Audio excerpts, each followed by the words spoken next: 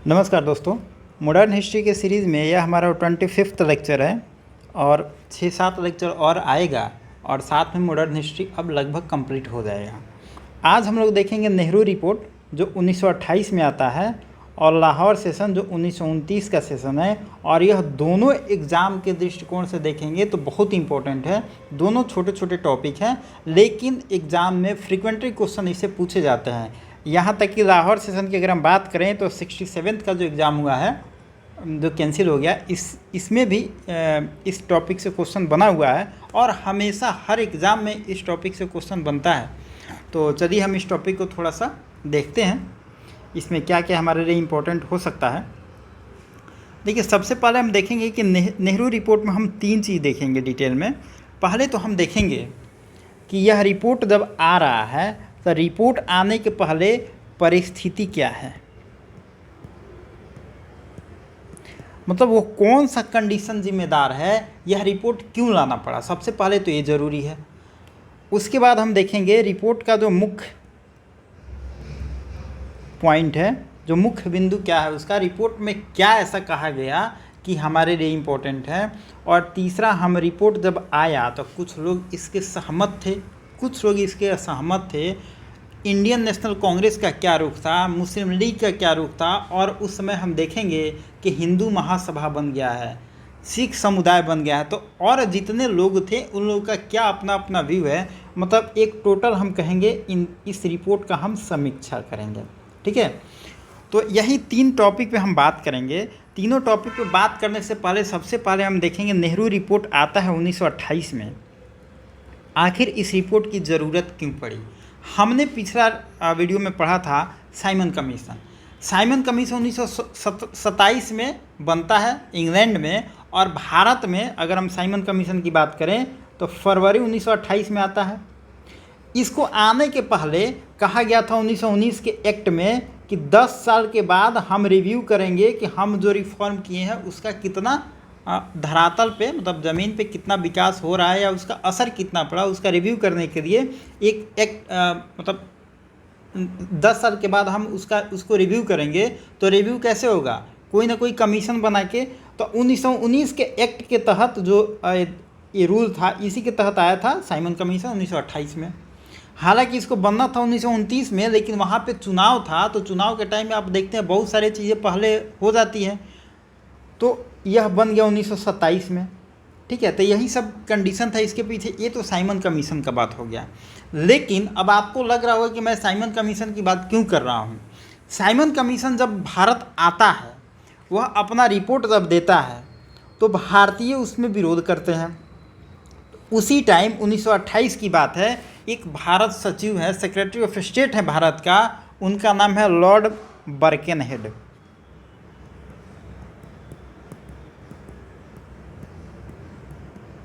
Lord बर्केनहेड हैं, ये भारत सचिव हैं। उस समय 1928 में ये भारत सचिव हैं।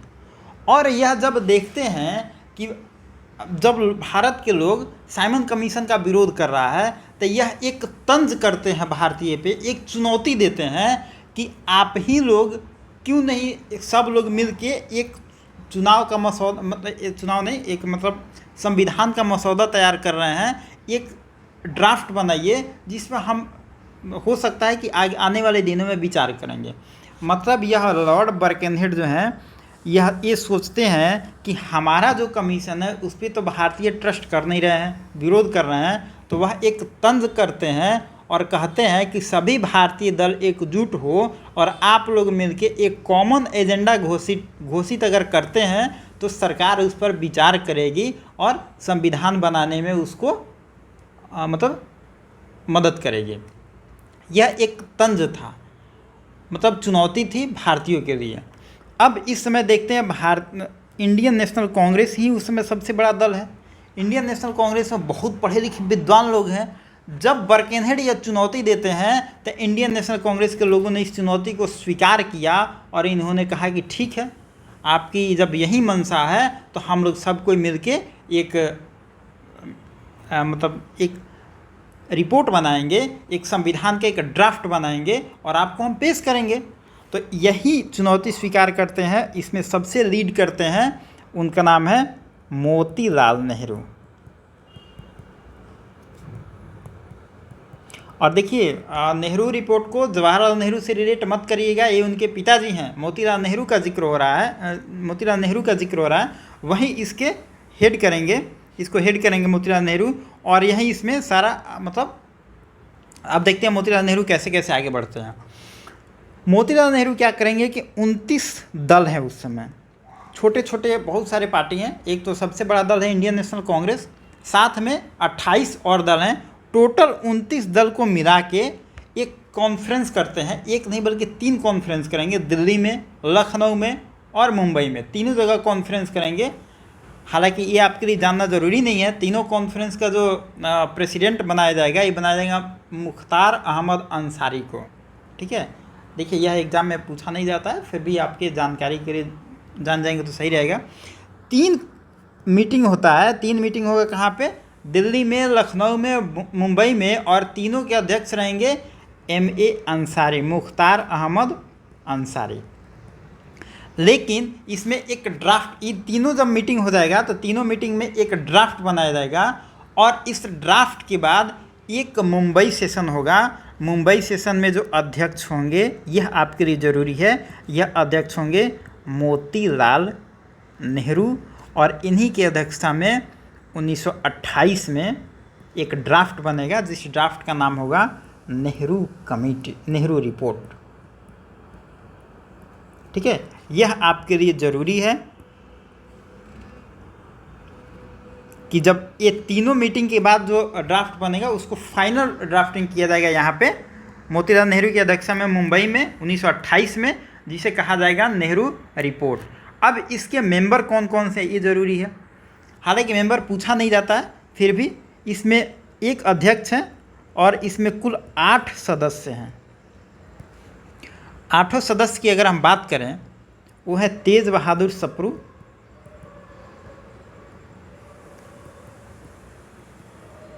तेज बहादुर सप्रू हैं, जयकर है,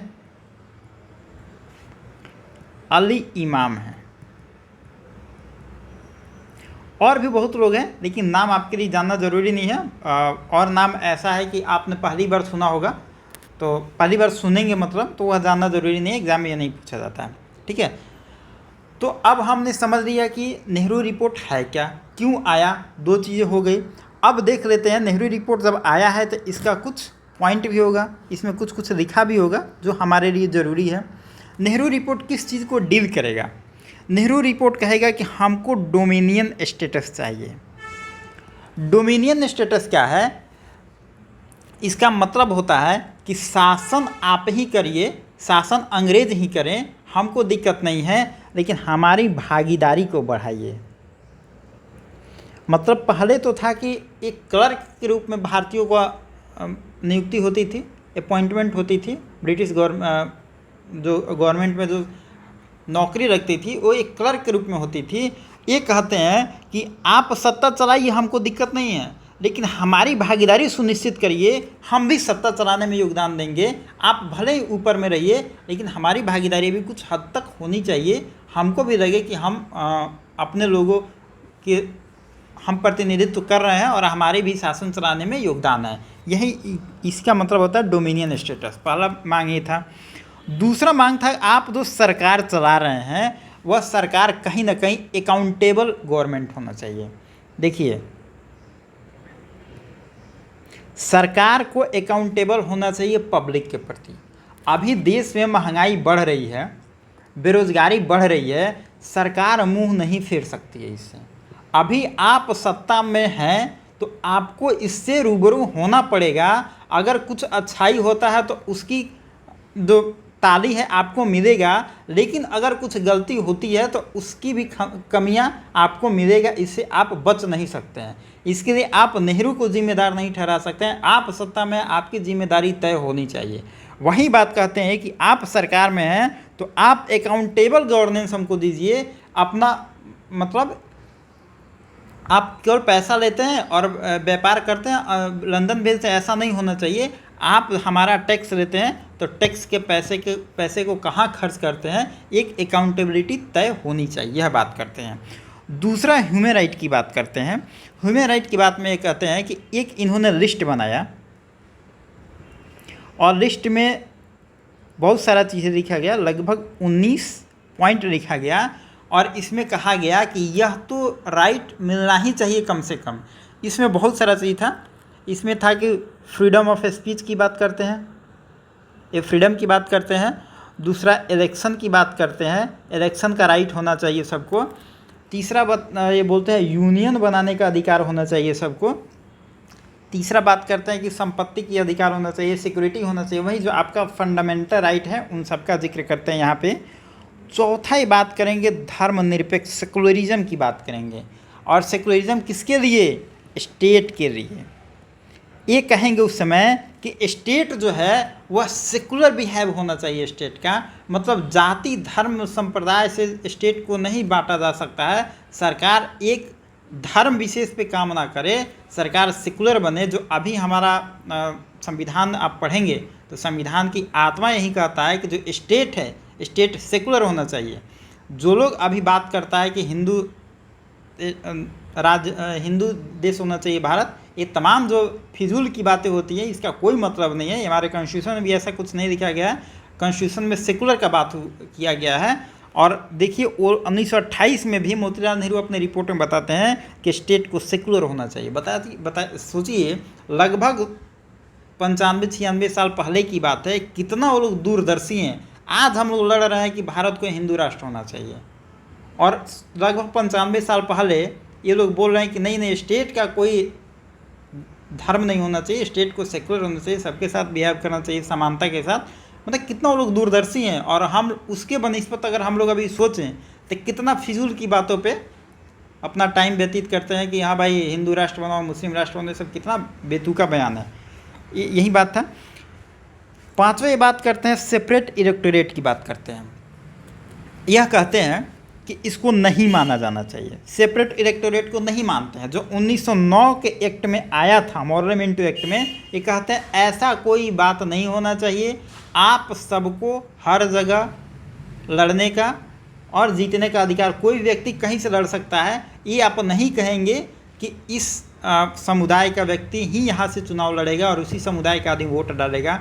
मतलब कहीं ना कहीं ये जात पात से ऊपर उठ के सोचते हैं। और एक तरीके से ये कह सकते हैं जो धर्मनिरपेक्ष है, सेकुलरिज्म है, उसी का एक्सटेंशन है सेपरेट इलेक्टोरेट। और 1909 का जो सेपरेट इलेक्टोरेट सा कहा जाता है कि ये कहीं ना कहीं भारत पाकिस्तान विभाजन में बहुत बड़ा रोल अदा करता है। तो इसको ये कहीं ना कहीं मना करते हैं कि यह चीज़ नहीं होना चाहिए, सेपरेट इलेक्टोरेट का यह मतलब गलत मानते हैं। दूसरा इसमें कहते हैं कि सेपरेट इलेक्टोरेट के जगह पे जहाँ पे माइनॉरिटी में मुस्लिम हैं वहाँ पे उनको आरक्षण दीजिए, जहाँ पे माइनॉरिटी में हिंदू है वहाँ पे उसको आरक्षण दीजिए। मतलब ये माइनॉरिटी के आधार पे आरक्षण की बात करते हैं और जगह के आधार पे बात करते हैं। ये नहीं कहते हैं कि पूरे धर्म को या पूरे मुसलमान को दे दीजिए या पूरे सिख को दे दीजिए, नहीं, जहाँ पे जो माइनॉरिटी में है वो किसी भी धर्म का हो उसको हम प्रोटेक्ट करेंगे, यह इनका मानना है। अगला बातें करते हैं। हाँ, एक और चीज़ इसमें छूट गया है, ये बात करेंगे पहली बार फंडामेंटल राइट की। हम जो फंडामेंटल राइट पढ़ते हैं आर्टिकल 12 से 35 के बीच में, तो पहली बार फंडामेंटल राइट का जिक्र यहीं पे आएगा। यह बहुत एग्ज़ाम में बहुत बार ये क्वेश्चन पूछा जाता है। तो ये सब जो मांग थी नेहरू रिपोर्ट का, मतलब मोतीलाल नेहरू जो रिपोर्ट बनाते हैं उसका कुछ मुख्य बिंदु था। और इस रिपोर्ट को कहा जाता है कि भारतीय संविधान की दिशा में यह पहला कदम था। ठीक है, इसमें दो चीज़ इम्पोर्टेंट है। एक तो कहा जाता है कि भारतीय संविधान की दिशा में यह पहला कदम था। और इसका अगर हम थीम की बात करें, कई बार एग्जाम में पूछा जाता है कि इसका थीम क्या था, तो भारत में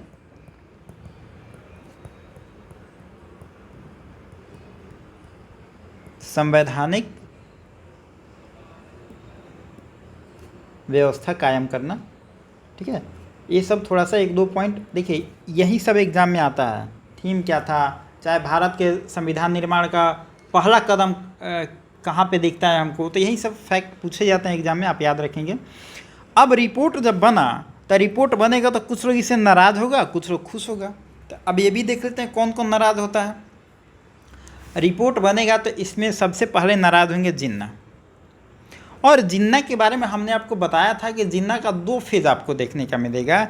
एक 1916 वाला फेज़ है लखनऊ अधिवेशन में, यहाँ पे हिंदू मुस्लिम यूनिटी की बात करते हैं। दूसरा उसके बाद फेज़ इनको देखने को मिलेगा, ये यूरोप चले जाएंगे और यूरोप से जब वापस आते हैं तो जिन्ना बहुत कट्टर बन जाएंगे और यह एक कट्टर मुसलमान के तरह बिहेव करेंगे और पूरे इनका जो भाषण होगा, सोचने का तरीका होगा, करने का तरीका होगा, इनका पूरा तरीका जो होगा ये कट्टर मुसलमान का होगा। तो अब जिन्ना के हम दूसरे फेज़ की बात करेंगे। ये सेकंड फेज़ में जिन्ना पहुंच गए हैं। अब यह सिर्फ कट्टरवाद की बात करेंगे, सिर्फ मुस्लिम की बात करेंगे, ये भारतीयों की बात नहीं करेंगे, सिर्फ मुस्लिम की बात करेंगे। अब जिन्ना इस रिपोर्ट से खुश नहीं है। जिन्ना कहेंगे कि इस रिपोर्ट में मुसलमानों के लिए कुछ नहीं कहा गया है। बात तो सही है, जो सेपरेट इलेक्टोरेट था उसको तो हटा दिया गया, इसको नहीं माना गया रिपोर्ट में। और देखिए यही जिन्ना जब मुस्लिम लीग बनता है तो मुस्लिम लीग का विरोध करते हैं, बोलते हैं कि इस तरीके का संगठन नहीं बनना चाहिए, इससे धार्मिक कट्टरता बढ़ेगा। और वही जिन्ना अब देखिए कहते हैं कि मुस्लिम लीग अच्छा है, बन गया, और मुस्लिम लीग का जो सेशन होता है उसमें जाते हैं, पार्टिसिपेट करते हैं और बड़े ओजस्वी भाषण देते हैं। ठीक है, तो यह दूसरा फेज़ है। तो और जिन्ना कहेंगे कि इसे मुस्लिमों के रियायत की मांग को नहीं माना गया है और जो आरक्षण था उसको भी ख़त्म कर दिया गया है, इससे जिन्ना नाखुश होंगे। और जिन्ना नाखुश होंगे तो क्या करेंगे, एक 14 सूत्रीय मांग लेकर आएंगे। यह एक मांग रखेंगे, यह एक प्रस्ताव रखेंगे जिसमें 14 पॉइंट लिखा होगा इनका। और जो इनका 14 पॉइंट है, सारा जो पॉइंट है मतलब एक भारतीय के दृष्टिकोण से गलत है, एक मुस्लिम पर्सपेक्टिव से अपना पक्ष रखेंगे केवल, जिसको इंडियन नेशनल कांग्रेस नहीं मानेगी। ठीक है, और जब ये नहीं मानेंगे, ये 1919 की बात है, दिल्ली में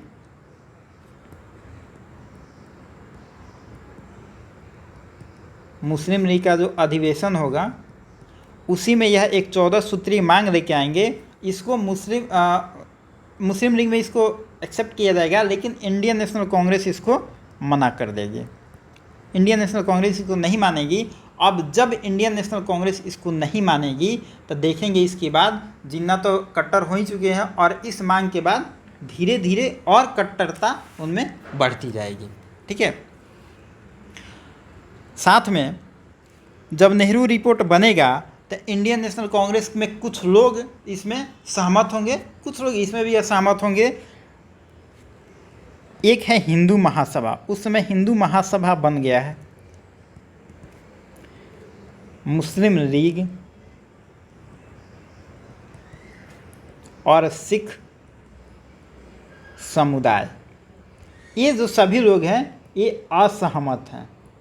ये इनका मानना है कि जो ये बना हुआ है नेहरू रिपोर्ट यह किसी काम का नहीं है, यह भारत को बांटने का एक तरीका है, ऐसा रिपोर्ट नहीं बनना चाहिए, क्योंकि इसमें हिंदू महासभा का भी जिक्र नहीं किया गया, इसमें मुस्लिम लीग का भी जिक्र नहीं किया गया, इसमें सिख समुदाय का भी बात नहीं किया गया सेपरेट, इसमें एक भारत की बात की गई है जो इन तीनों को नहीं गुजरेगा, अच्छा नहीं लगेगा और तीनों उसका विरोध करेंगे। इंडियन नेशनल कांग्रेस के कुछ लोग इसमें इस बात को लेकर विरोध करेंगे। इन लोगों का कहना होगा कि आप डोमिनियन स्टेटस की बात करते हैं, लेकिन डोमिनियन स्टेटस अच्छी चीज़ नहीं है, आप कंप्लीट इंडिपेंडेंस की बात करिए, आप पूर्ण स्वराज की बात करिए, क्योंकि हमको अब पूरी आज़ादी चाहिए, हम डोमिनियन स्टेटस पे नहीं टिक सकते हैं। हम इस अब आंदोलन, अगर हमको पूर्ण स्वराज नहीं मिलता अंग्रेज़ों के द्वारा तो हम आंदोलन करेंगे। और कुछ लोग इंडियन नेशनल कांग्रेस में पूर्ण स्वराज की बात करेंगे और यहीं पे एक बनेगा इंडिपेंडेंस फॉर इंडिया लीग। यह कौन कौन बनाएगा, यह इम्पोर्टेंट है, एग्ज़ाम में यह क्वेश्चन पूछा जाता है। यह बनेगा 1928 में और इसको बनाएंगे जवाहरलाल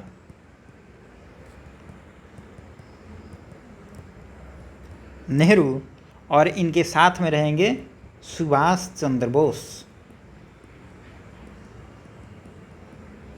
ठीक है, इंडिपेंडेंस फॉर इंडिया लीग बनेगा और इसको बनाएंगे कौन? जवाहरलाल नेहरू और सुभाष चंद्र बोस। और इसका जो मतलब मकसद होगा, इसका मकसद होगा कि जो डोमिनियन स्टेटस बना है, जो डोमिनियन की बात की गई, डोमिनियन स्टेटस की बात की गई नेहरू रिपोर्ट में, उससे आगे चलकर हम पूर्ण स्वराज की बात करें।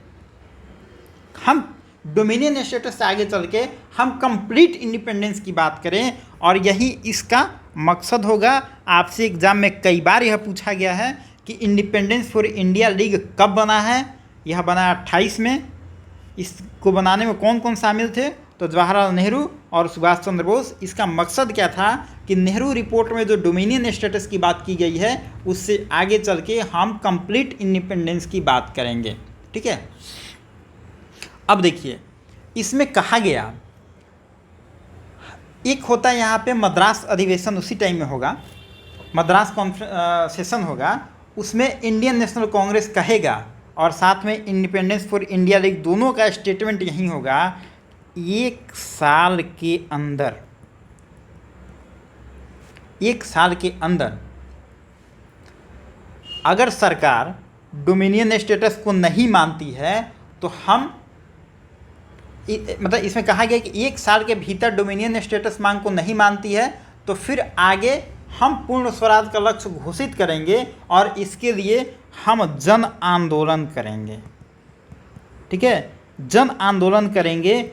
और इंडियन नेशनल कांग्रेस का जो सेशन मद्रास वाला हुआ था, उसमें गांधी जी को कहा गया कि गांधी जी आप जन आंदोलन के लिए तैयार रहिए।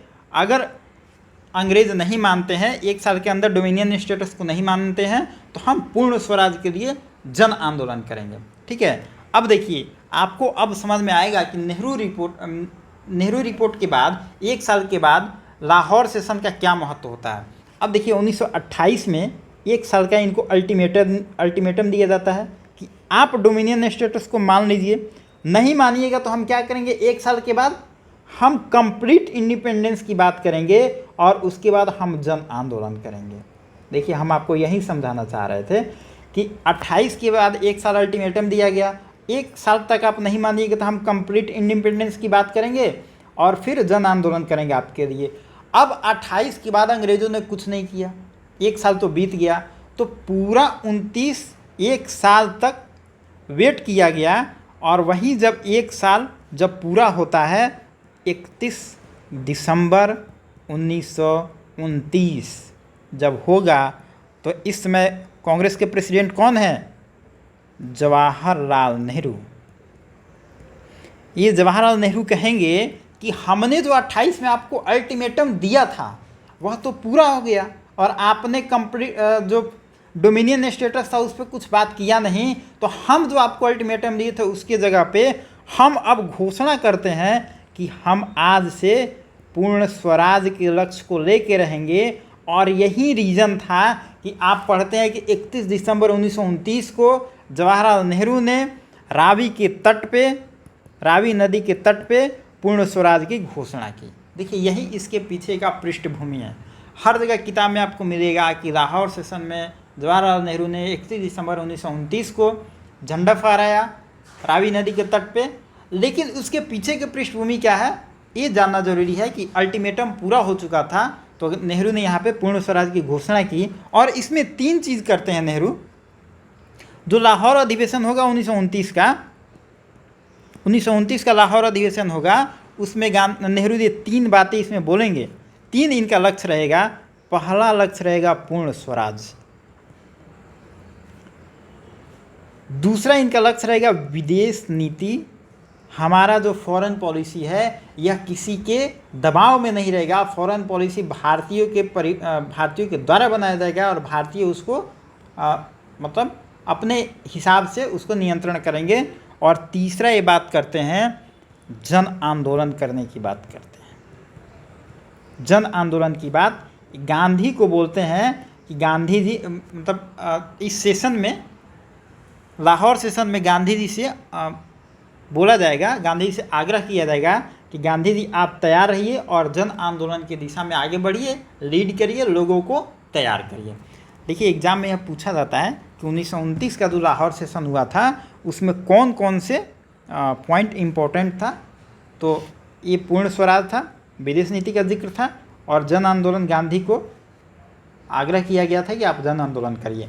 और यही जन आंदोलन की बात के बाद देखेंगे गांधी जी 1931 में लेके आएंगे CDM, सिविल डिसोबीडिएंट मूवमेंट, जिसको हम कल देखेंगे क्योंकि यह बहुत लंबा टॉपिक है और यह एक सेपरेट वीडियो में मज़ा आएगा इसको पढ़ने में। आज देखेंगे तो मज़ा नहीं आएगा, इसको हम आराम से कल देखेंगे CDM। और इसके बाद हम देखेंगे राउंड टेबल कॉन्फ्रेंस होगा, फिर बहुत सारी चीज़ें होंगी, बहुत मज़ेदार टॉपिक है, इसको हम कल इत्मीनान से देखेंगे।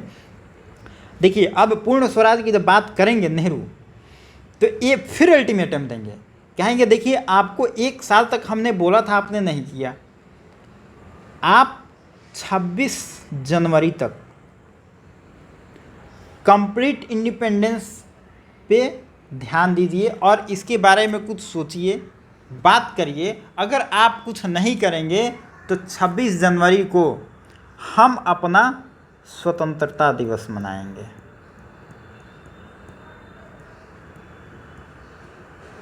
हम अपना स्वतंत्रता दिवस मनाएंगे 26 जनवरी को,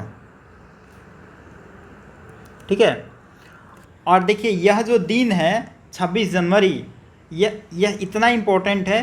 26 जनवरी 1930 को पहली बार स्वतंत्रता दिवस इंडियन नेशनल कांग्रेस ने मनाया था, क्योंकि जब 31 दिसंबर को अल्टीमेटम दिया गया तो 31 दिसंबर के अल्टीमेटम के बाद अंग्रेज़ों ने तो कुछ किया नहीं, तो 26 जनवरी 1930 को पहली बार लोगों ने स्वतंत्रता दिवस मनाया।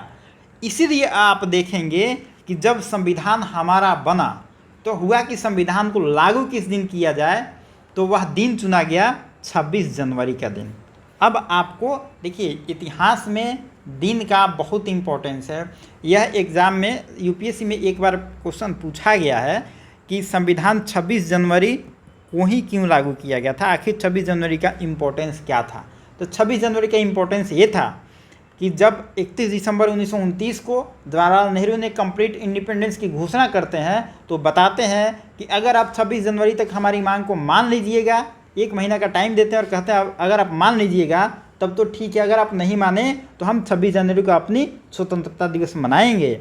इसीलिए यह दिन इम्पोर्टेंट है और इसी के परिप्रेक्ष्य में इसी को याद रखते हुए हमारा जो संविधान बना तो उसको हम लोग 26 जनवरी को ही, पूरा संविधान 26 जनवरी को ही लागू हुआ। यही इसके पीछे की कहानी है। तो यहाँ पे एक चीज़ और ज़रूरी हो जाता है ना, गांधी नहीं, यहाँ पे नेहरू का एक स्टेटमेंट है। नेहरू जब लाहौर सेशन में हैं रावी नदी के तट पे, तो वहाँ पे एक बात बोलते हैं अपने भाषण में। वो कहते हैं, नेहरू बहुत ओजस्वी भाषण देते थे और वो अपने भाषण में कहते हैं कि मैं स्वभाव से समाजवादी हूँ। देखिए यह एग्ज़ाम में पूछा जाता है कई बार, मैं स्वभाव से समाजवादी हूँ और मेरी राजा महाराजाओं में कोई निष्ठा नहीं है, कोई निष्ठा नहीं है। यह नेहरू का स्टेटमेंट है और यह कई बार, देखिए हम हर टॉपिक में 1-2 जो भी रिलेटेड स्टेटमेंट होता है मैं बता देता हूँ, तो आपको अगर एग्ज़ाम में स्टेटमेंट भी आए तो आप रिलेट करके बना सकते हैं। अब देखिए आज के टाइम में समाजवादी होना मतलब एक अलग टाइप से लोग बात करता है कि समाजवाद पे अलग देखेंगे, कुछ अनपढ़ जाहिर लोग बात करता है कि समाजवादी नहीं होना चाहिए, नेशनलिस्ट होना चाहिए। तो नेहरू भी समाजवादी हैं और बहुत सारे लोग जो नेहरू और सुभाष के बारे में, सुभाष चंद्र बोस और नेहरू के संबंधों पे बहुत तरीके का बयानबाजी होता है।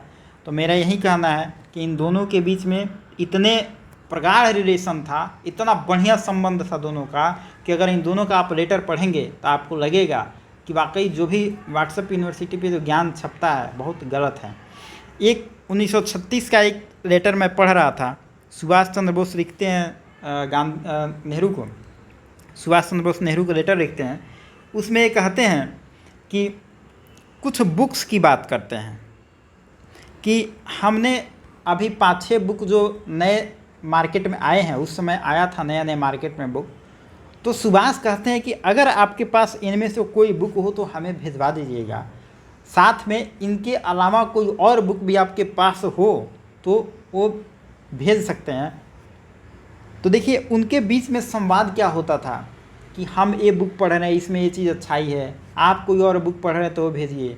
सोचिए उस समय के नेताओं के बीच में कितना बेहतरीन संबंध था, वो अच्छे अच्छे बुक की बात करते हैं। और अभी के नेता, कौन नेता आपके नज़र में है भारत में, कोई एक नेता आपके मन में सोच के बताइए जो किसी बुक की बात करता हो, जो पढ़ता लिखता भी हो, कहता हो कि इस बुक में इस टाइप का कंटेंट लिखा गया है जो समाज को आगे बढ़ाने में या भारत को आगे बढ़ाने में काम करता है। सोचिए उस समय के नेताओं का स्तर क्या था और अब के नेताओं का स्तर क्या था। अब के नेता तो एक ट्वीट मार देते हैं, इनको लगता है कि बस हो गया, एक ट्वीट मार दिए काम हो गया, मेरा एसी रूम में बैठे हैं, ट्वीट मार दिए काम हो गया। तो यही स्तर है नेताओं का। तो सुभाष और जो नेहरू का रिलेशन है बहुत अच्छा रिलेशन है।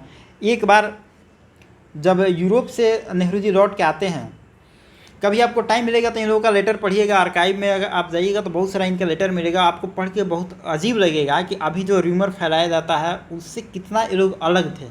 एक बार इन दोनों के बीच में किसी मुद्दे पे मतभेद हो गया।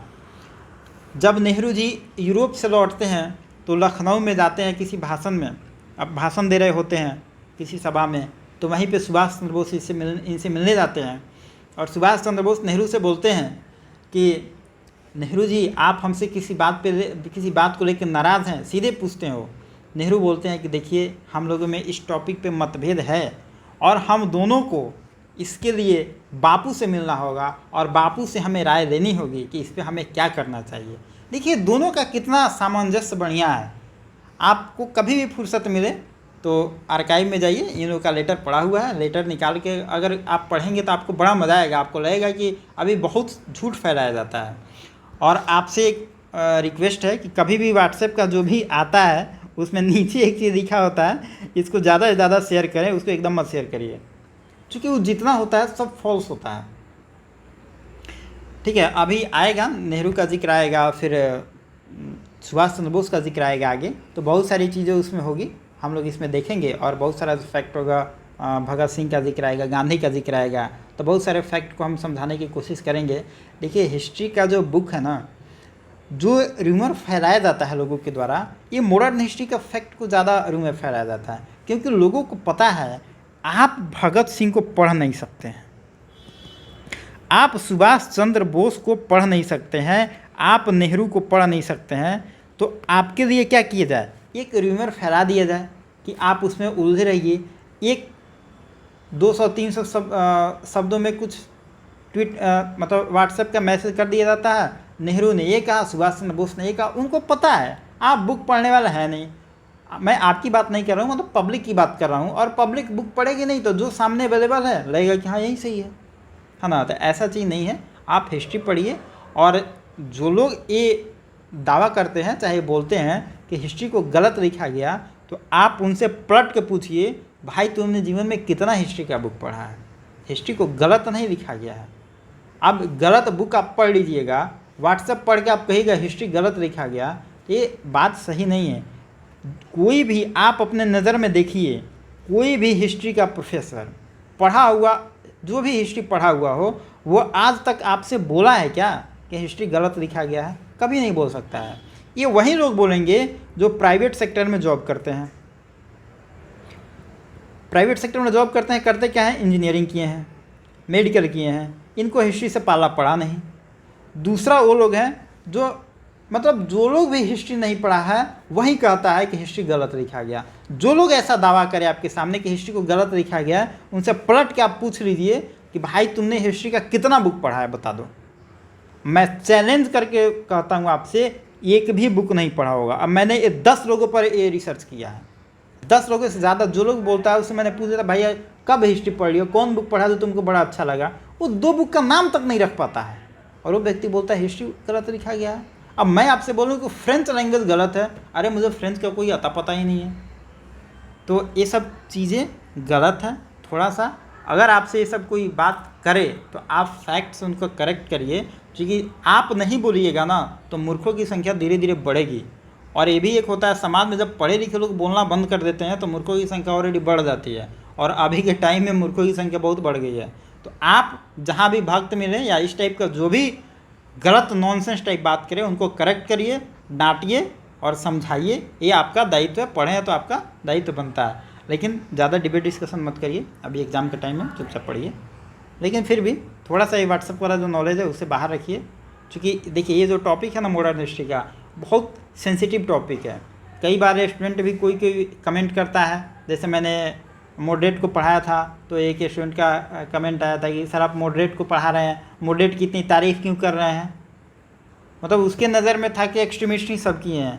भाई मॉडरेट का भी उतना ही योगदान है, एक्सट्रीमिस्ट का भी उतना ही योगदान है, गांधी का भी उतना ही योगदान है, सुभाष का भी उतना ही योगदान है, नेहरू का भी उतना ही योगदान है, भगत सिंह का भी उतना ही योगदान है। दूसरी एक और बात हिस्ट्री पढ़ने में होता है कि जो लोग टीचर होते हैं ना, उनका एक रिसर्च वो थोड़ा सा पढ़ाने में भी लोगों का एक बायसनेस दिखता है।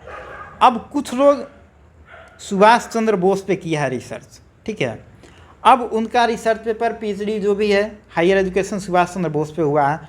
अब वो जितना फोकस देना होगा ना मॉडर्न हिस्ट्री में, ज़्यादातर फोकस देंगे सुभाष चंद्र बोस पे, कुछ लोगों का होगा नेहरू पे। इस टाइप के जो लोग पढ़ाते हैं इनका ज़्यादातर फोकस होता है नेहरू पे। जो लोग गांधी को पढ़े होते हैं उनका ज़्यादातर फोकस होता है गांधी पे। लेकिन ऐसा बात नहीं है, हर लोगों का अपना योगदान है और सबका थोड़ा हो सकता है। अब 10 लोग हैं तो किसी का कम थोड़ा ज़्यादा होगा, इसमें नकारा नहीं जा सकता है, लेकिन सबका अपना योगदान है। किसी के मतलब भागीदारी को कम नहीं कहा जा सकता है। उस टाइम में जो लोग भी लड़े सबका गोल एक था, भले रास्ता अलग अलग था लेकिन सबका गोल एक था। आप इसी विचार से पढ़ेंगे इनको ज़्यादा मज़ा आएगा। और देखिए हिस्ट्री को कभी भी एक खुला मन से पढ़िए, ये हुआ इसके पीछे कारण क्या था, कौन समर्थन में था, कौन विरोध में था, आप बस इतना जानिए। आप व्यक्ति का विरोध मत करिए, मुद्दा का वो लोग विरोध करते थे, समर्थन करते थे, विरोध करते थे, लेकिन व्यक्ति में विरोध नहीं था। आप इस चीज़ को याद रखेंगे। और आज के टाइम में जैसा र्यूमर फैलाया जाता है कि भगत सिंह, गांधी, सुभाष चंद्र बोस, वल्लभ भाई पटेल, ये जो जितने तमाम बातें हैं इनमें कोई विरोध नहीं था। सब लोग बहुत मतलब फ्रेंडशिप रिलेशन में रहते थे। तो यही सब बात है। चलिए बहुत हो गया। और ये क्वेश्चन आपके लिए, लाहौर अधिवेशन 1929 में जो होता है, देखिए इस नदी के तट पे हुआ था, तो बहुत मतलब हल्का सवाल है, इजी सवाल है, आप इसको बना देंगे। और जो भी इसका आंसर आपको सही लगे कमेंट बॉक्स में लिखेंगे। और 2-3 बातें आपको, और आज थोड़ा टॉपिक छोटा था तो मैंने सोचा कि कुछ और बातों को ली जाए। आप प्रीवियस ईयर क्वेश्चन घटना चक्र से या बीपीएससी का जो भी प्रीवियस पेपर है उसे आप लगाइए, क्योंकि आप एग्ज़ाम में पढ़ लेते हैं यह ज़रूरी नहीं है। एग्ज़ाम के लिए अभी आप लेक्चर सुन लिए, इतना से काम नहीं चलेगा। जब तक आप उसको प्रैक्टिस में नहीं लाइएगा तब तक आपके दिमाग में वो रिस्टोर नहीं होगा और आप एग्ज़ाम में उसको अप्लाई नहीं कर पाइएगा। तो आप घटना चक्र या प्रीवियस ईयर पेपर या कहीं से भी आप मॉडर्न हिस्ट्री का उठाइए और आप एग्ज़ाम मतलब एक अपना आकलन करिए कि आप जो पढ़ रहे हैं कितना सही पढ़ रहे हैं। देखिए ऐसा कोई नहीं कहता कि आप अपना आकलन करिए कि हम पढ़ रहे हैं कितना सही। सब लोग कहते हैं हम तो पढ़ा रहे हैं सही है, लेकिन नहीं, आप खुद देखिए कि हम जो पढ़ा रहे हैं आपके हिसाब से कितना सही है, एग्ज़ाम में कितना आप क्वेश्चन कर पा रहे हैं। आप आकलन करिए, कमेंट बॉक्स में बताइए कि हमने इस टॉपिक पढ़ा, कितना क्वेश्चन हमसे बन पाया, क्या क्या कमियां थी, क्या और सुधार हो सकती है। क्योंकि देखिए जब तक दो तरफा संवाद नहीं होगा तब तक बातें अच्छी नहीं होगी। और डेमोक्रेसी की नींव होती है कि संवाद दो तरफा होनी चाहिए। हम आए और आपको डिलीवर दे के चले जाएँ तो फिर वो नेतागिरी यहाँ पे नहीं हो रही है, भाषण यहाँ पे नहीं हो रहा है, यहाँ पे पढ़ाया जा रहा है। और पढ़ाई में टीचर और स्टूडेंट के बीच में जब तक कोऑर्डिनेशन नहीं होगा, दो तरफा संवाद नहीं होगा, तब तक मज़ा नहीं आएगा। तो आपका जो भी सुझाव हो, आप कितना क्वेश्चन कर पा रहे हैं, प्रीवियस ईयर क्वेश्चन में कोई दिक्कत तो नहीं है, आप करिए और प्रैक्टिस लगाइए। और जो भी हो आप कमेंट बॉक्स में, टेलीग्राम ग्रुप में हम तो हैं ही, हर जगह हैं, आप जहाँ चाहें मेल कर सकते हैं। तो चलिए आज के टॉपिक में इतना ही। बहुत बहुत धन्यवाद, मिलते हैं नेक्स्ट वीडियो में। Thank you.